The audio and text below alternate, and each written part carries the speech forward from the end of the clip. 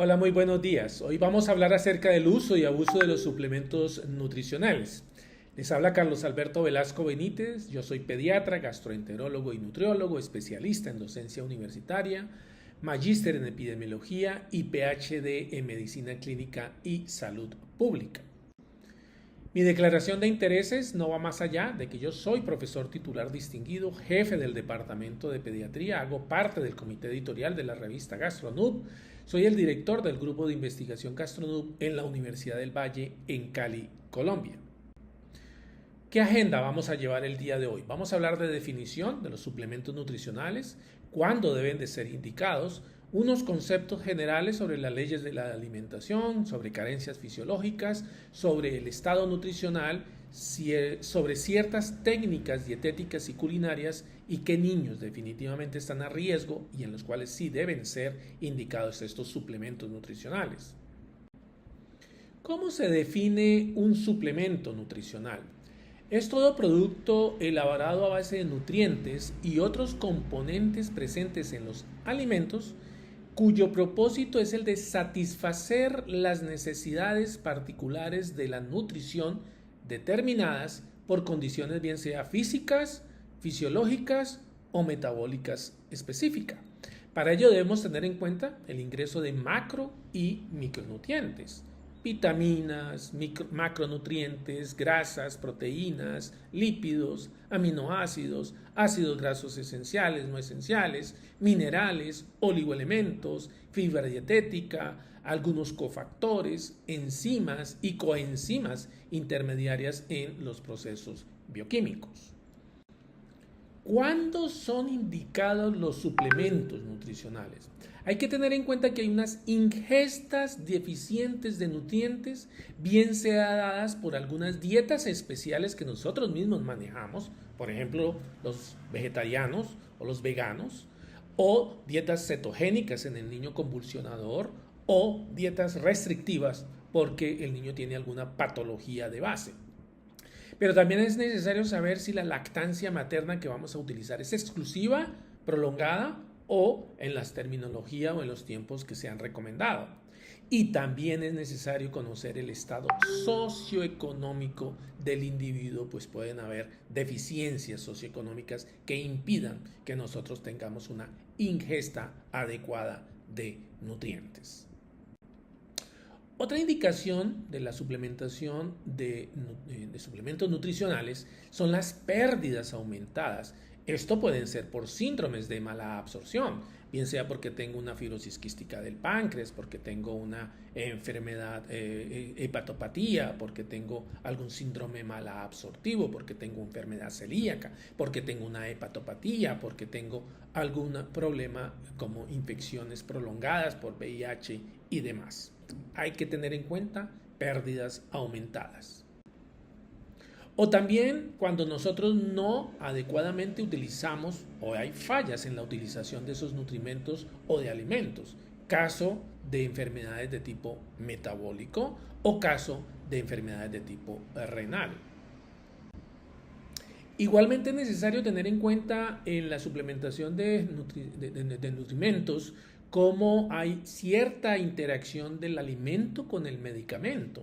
Y esto es importante tener en cuenta cuando el chico recibe cierto tipo de anticonvulsivantes o antibióticos o quimioterapia, en donde debemos tener presente que ello puede dificultar la ingesta de alimentos o incluso secreción, absorción y aprovechamiento de estos alimentos. Igualmente, cuando estamos previniendo o estamos tratando ciertas enfermedades crónicas, es necesario tenerlos en cuenta estos suplementos nutricionales en un momento determinado. Entonces, digamos que ese es el resumen de las indicaciones para suplementar o indicar algunos suplementos nutricionales en pediatría. Muy bien. ¿Qué conceptos generales debemos tener nosotros en cuenta antes de indicar un suplemento nutricional? Debemos reconocer las leyes de la alimentación. Es necesario que sepamos que hay ciertas carencias fisiológicas en las cuales es necesario implementar suplementos nutricionales. Es necesario tener en cuenta el estado nutricional del chico que vamos a ver.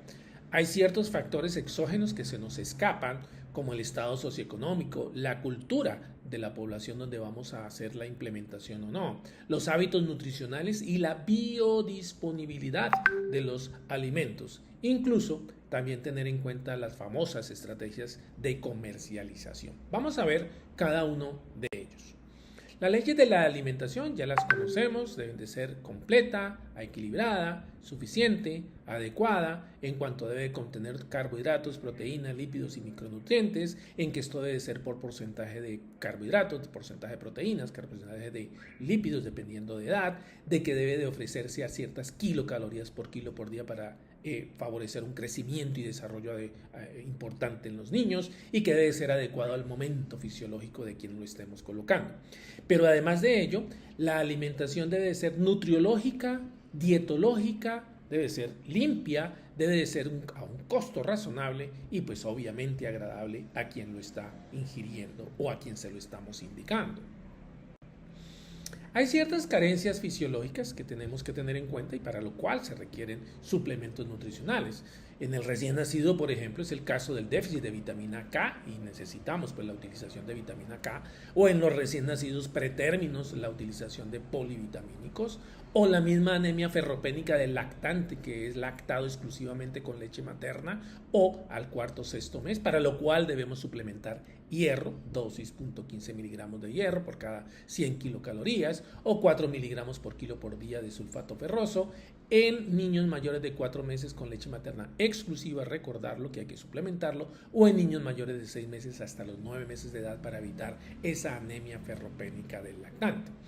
O que sea secundaria a enfermedades, por ejemplo, un intestino corto, necesitamos colocar vitamina B12 o deficiencias de vitamina C o de zinc en el caso de diarreas agudas, persistentes o prevenirlas o desnutriciones como tal. Entonces es importante saber que hay ciertas carencias fisiológicas para lo cual debemos colocar suplementos nutricionales.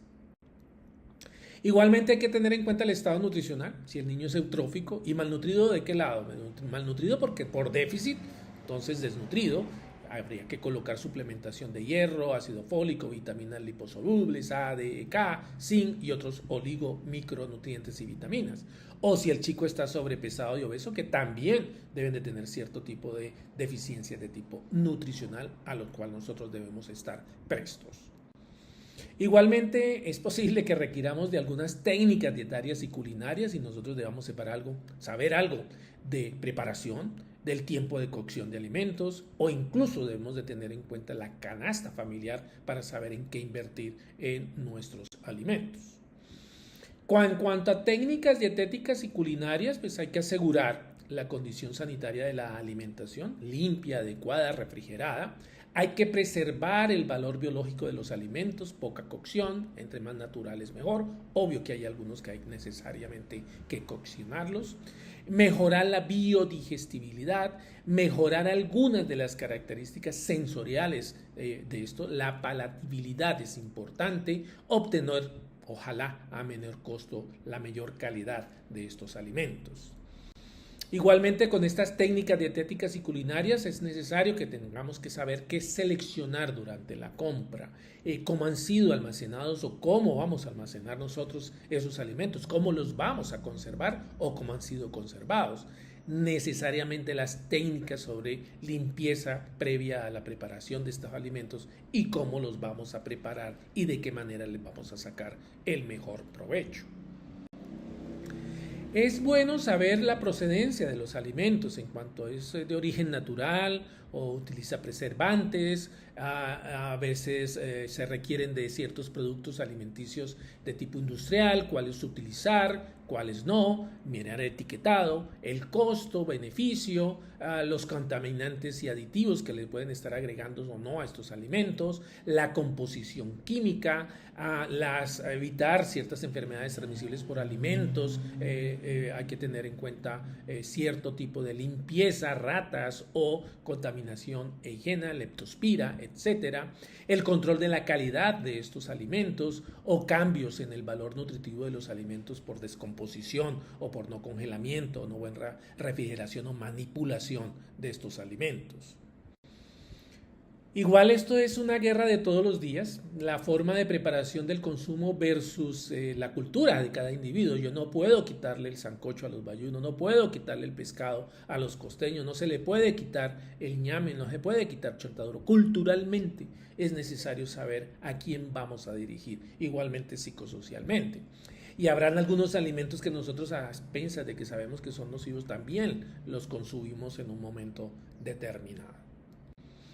Es necesario combatir la publicidad, la prensa, la publicidad comercial, televisión, radio, visitadores médicos, representantes. Yo creo que hay que conocer en qué es lo que nos están vendiendo y saber probablemente escoger. Ya hablé de radio, cine, televisión. Hay que proponernos nuestras metas de vida en relación a si soy delgado, obeso, normal, a mi calidad de vida, etcétera, etcétera. El modo de vida, el modo de sentir ese mismo modo de vida y pues el consumo insulso mercantil que en muchas oportunidades no lo requerimos y la moda a veces no incomoda, pero es necesario saber qué alimentos son o no necesarios de ingerir. Igualmente, pues a medida que esto no quiere decir que a medida que avanza la ciencia no sepamos más acerca de ciertos nutrimentos como las propiedades históricamente del zinc, de los nucleótidos o de los post, prebióticos y simbióticos, los ácidos grasos insaturados, poliinsaturados, el ácido araquidónico, el docohexaexoico, en general esenciales y no esenciales, la terapia génica de ciertos alimentos, los famosos vigorizantes que realmente a veces no son tan necesarios, la utilización de poliaminas y demás. El mensaje aquí es que es necesario estar obviamente al día en que va avanzando la ciencia, pero también es necesario conocer qué es lo que nosotros vamos a ingerir o a indicar. Finalmente, si hay unos niños a riesgo, hay unos a riesgo por su estilo de vida, hay algunos niños a riesgo por cierta desventaja de tipo económico o por ciertas enfermedades intercurrentes, y ellos sí muy probablemente requieran de estos suplementos nutricionales, más que como suplementos sería como complementos en su alimentación.